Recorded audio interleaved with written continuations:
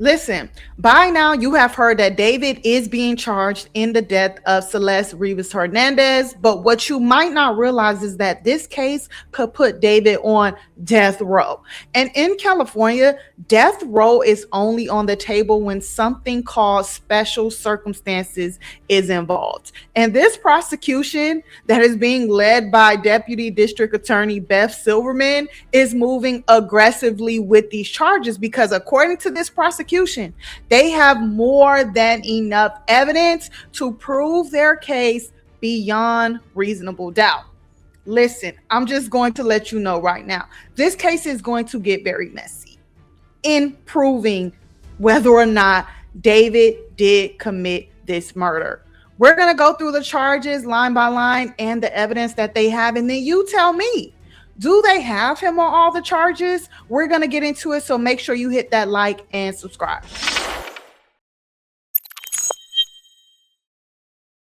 All right, so just to quickly bring us up to speed before we list the charges, the singer David was arrested for the death of Celeste Rivas on April 16, 2026. The arrest came 7 months after the 14-year-old missing girl was found in the front trunk of his Tesla at a tow lot on September 8th, 2025. The 14-year-old girl was identified 8 days later as Celeste Rivas Hernandez. Her body was so decomposed that she had to be identified through her dental records. A minor who was previously reported missing, who also allegedly had a relationship with David, was found dead in his car and mutilated.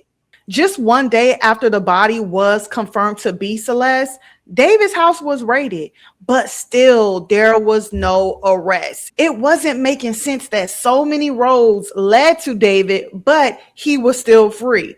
This left the online detectives to believe that this case was not being handled properly. But see, at that point, investigators still did not have the cause of her death. Because listen, when she was found in the front trunk of the Tesla, she had been dead for 6 months. So her body was so decomposed that it took them 3 months to complete the autopsy. And now, 8 months later, the DA has revealed some disturbing information and evidence that David should get the death penalty. This is the official charge sheet that was filed on April 20th, 2026. This is the first charge, continuous sexual abuse of a child, because they are claiming this was not a one-time allegation. This means that they are proving that there was an ongoing sexual relationship between Celeste and David when she was under the age of 14. And according to the prosecution's preliminary brief, they are pointing to text messages that they say show David met Celeste in 2022 when she was 11 years old, and that the relationship became sexual on her 13th birthday, September 7th, 2023. They also said that they have proof from text messages that not only was there a sexual relationship between David and Celeste, but there were conversations of pregnancy and the use of Plan B contraception. In addition to having photos of Celeste proving this sexual relationship that they will not be able to show in court. You know what that means. The next charge, murder. This is the core of the case. Prosecutors say that on April 23rd, 2025, David carried out a gruesome murder. They point to text messages showing that at 8:40 p.m., he ordered Celeste a Uber to his home and that she arrived around 10:10 p.m. And according to prosecutors, she was dead within 30 minutes. The medical examiner ruled her death a homicide caused by 2 penetrating injuries to the torso. Now, here's an interesting detail from the prelim brief. Prosecutors say he stabbed the victim multiple times and stood by while she bled out. And I had to pause it there because how would they know that? Unless they have a key witness who was there This is something that could be argued. And then the prosecution says that around 11:30 p.m., David is already on the move, traveling to Santa Barbara to dispose the evidence of this murder. They say they have cellular data from his phone and the Tesla to back that up.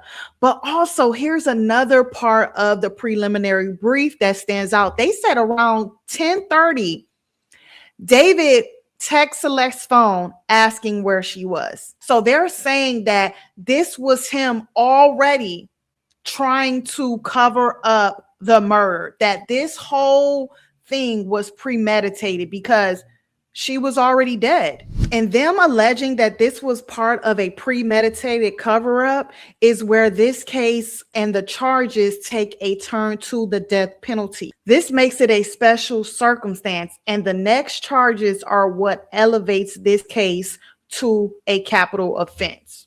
Murder for financial gain. The prosecutors believe the motive behind this crime was tied to protecting something of value. And in this case, it would be David's career. The supporting evidence, also from the text messages. The prosecution is saying that they have messages showing that David and Celeste were arguing on April 22nd and April 23rd, a lengthy back and forth with messages revealing jealousy, frustration, and claims that he had led her to believe they had a future together. They say she became extremely upset and threatened to expose the relationship and ruin his career. Now, at the same time, David is preparing for an album release for his album Withered that came out on April 25th. He'd had a lot going on. So their argument is that in order to protect his career, he chose to silence Celeste. Okay. Now, these next charges also fall under special circumstances. So stay with me. Murder to prevent testimony. This is where motive becomes critical. According to prosecutors, Celeste had run away multiple times to be with David. On February 19th, 2024, she was brought back to Lake Elsinore by the sheriff. And at that point, there was already an active situation involving their relationship. Celeste was reported missing in February and again in April of 2024 by her family.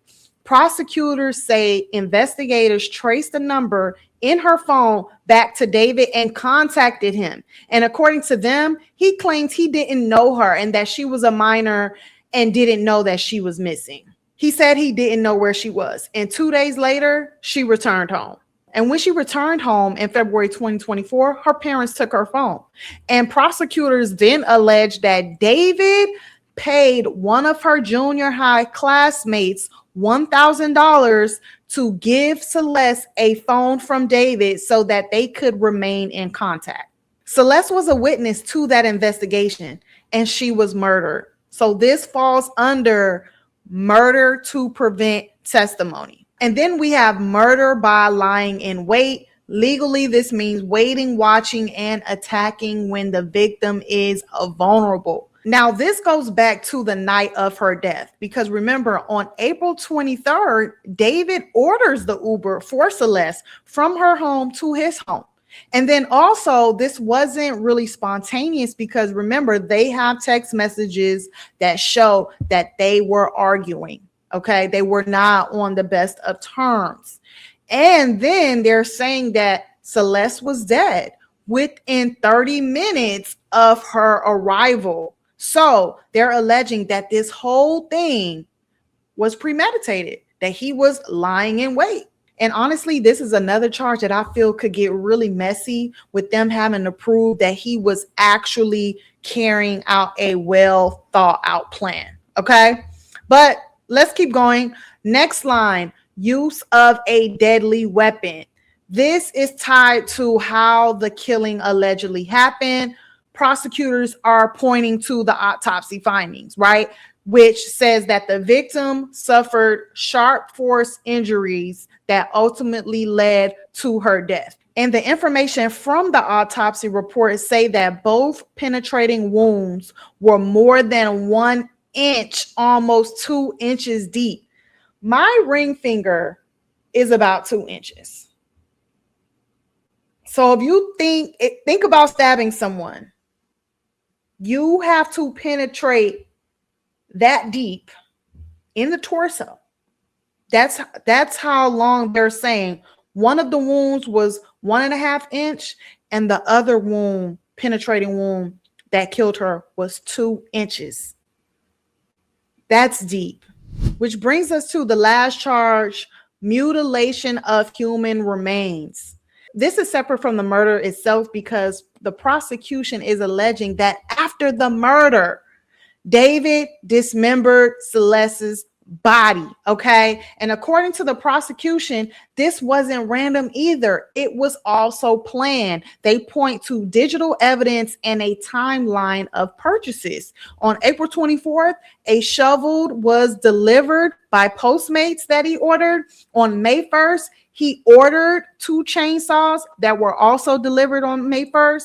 And on May 5th, he ordered a body bag, heavy duty trash bags, and an inflatable pool, which was also delivered on May 5th. And he ordered these items under a fake name. Investigators say that inside of David's garage, they found evidence consistent with the autopsy report, including blue plastic material recovered from the victim's wound, which they say matches the material of the pool allegedly purchased by David. And then they have multiple biological samples from David's garage that tested positive for blood matching Celeste's unique DNA. Okay.